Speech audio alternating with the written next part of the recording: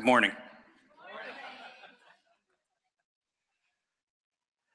I'm an outsider. I don't like that word. Um, no, I'm at home. I'm at home. Um, I don't even know where to start, but God just put a couple things on my heart, and I want to share them with you. And everybody that's in this room, I just wish right now you would open your ears and open your heart and hear what I got to say, because I think this affects everybody. I mean, I used to think I was the only one, but I learned that we all have the same struggles. We all have the same challenges. We all have the same hurts and aches, and we build up walls to protect ourselves. Um, I don't want to go into a lot of detail, but just to kind of give you a little bit of an idea. Like I've had a lot of friends in my life, but I never had a best friend. And 13 years ago, I became best friends with somebody who was like a brother to me. And over the last 4 years, they hurt me really badly. And my reaction, which I get really upset with my wife when she does this, but I realized I was doing the exact same thing as I built up a wall and said, hey, if I don't let anybody in that close, they can't hurt me. But I realized something this weekend, that when we do that, we miss out on so much joy, so much love, so much wonderful experience, because we put those walls up and we don't let anybody in.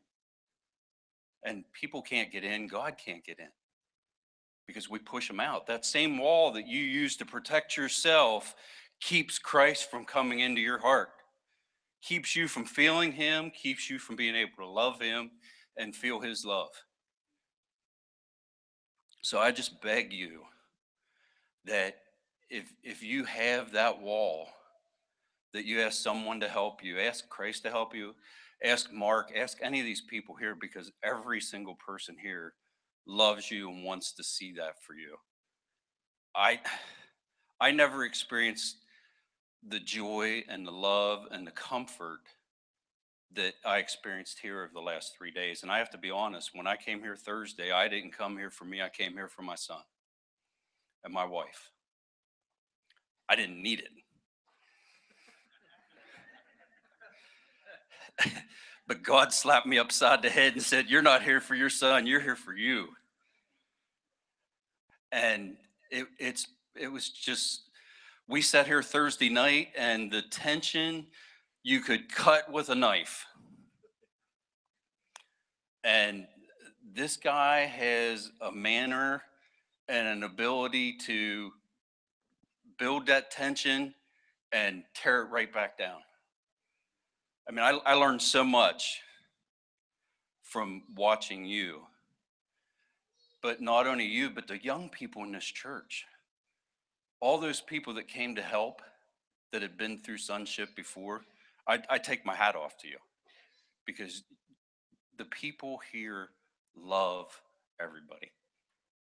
And from Thursday night, everybody's sitting around going, oh my gosh, what's going to happen next? Are they going to break out snakes? You know, we had to bite the heads off of them. You know, people were scared to death. You know, you're going to go and close your eyes and stand back to back with somebody and open your heart up and listen. And I'm like, what? We're going to do what? And you could tell, looking around the room, everybody else felt the same way. But by last night, and Mark, I don't know if I made a comment to you, but I know I made it to several people. Last night, I felt like what heaven is like. Because as we sat there, the love and the joy and the camaraderie was just overwhelming. I've never felt anything like that before in my life. And I would encourage you that if the next time this program runs, that you become a part of it. And go into it with a closed mind. Go into it in fear. Take anything in you want to take into it. But I'll guarantee you the Lord will work and he'll tear all that down. And when your heart gets opened up, I feel like, and it was talked about a lot through the course of the weekend, I'm not trying to steal what was said, but I feel like a little kid again. I have so much joy in my heart right now. I went this morning, by the way, I got to tell you this. Thursday night, I didn't want to come back Friday. Friday, I did not want to come back in the morning. Friday afternoon, I didn't want to come back. Friday at night, I didn't want to come back. Saturday, I didn't want to come back.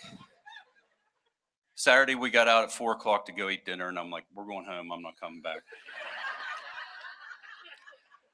And I'm struggling with this because I'll be honest with you. I knew what I needed to do. I knew what was inside of me. I've never had doubts about what's inside of me.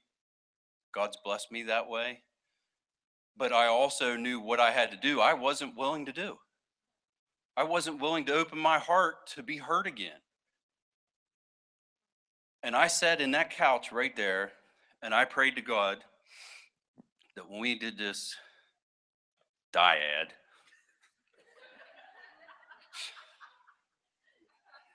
I'm like, yeah, okay, so you're gonna have me sit back to back with somebody, and I'm gonna open up my heart, and I'm gonna pour out what's going on. I mean, I joke with my son all weekend. I'm a schizophrenic, and so am I. And my son said, Dad, what do you mean? And I said, there's this war inside me going on right now. There's these two people in there, and this one person wants this so much. This one guy wants it so much, but this other guy said, no, you can't have it because if you have it, you're going to get hurt. And Mark said, you know what? You're still going to get hurt.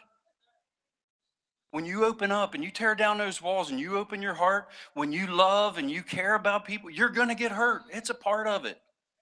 You just need to accept that. But when you have the love that's surrounding you and those walls stay down, that hurt doesn't last.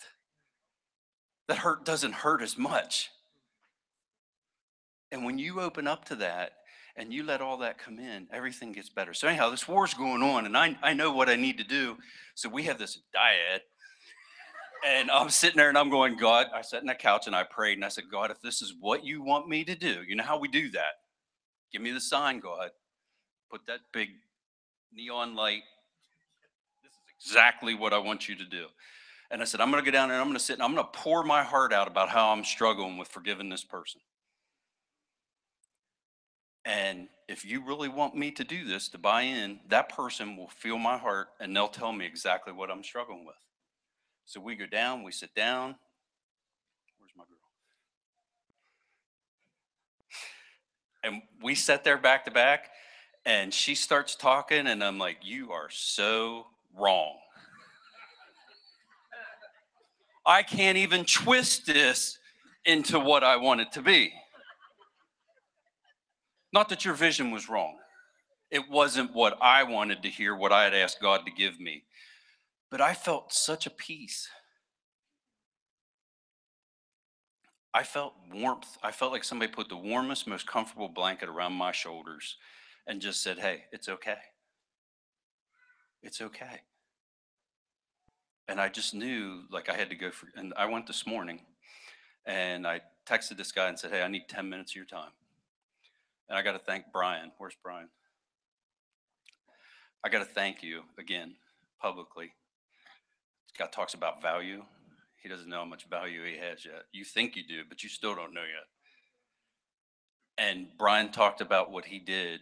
And I pulled this guy aside and I said, look, I've wronged you. Because of my own selfishness and what I thought I wanted and what I thought I needed, I haven't treated you the way I should be treating you if I really truly love you. And I need you to forgive me for that. And he forgave me. We're going to get together. We're going to talk about things, but that's not the point. The point is there was a weight lifted off my shoulders and the old me is back that I let get buried and pushed deeper and deeper and further away these last 4 years.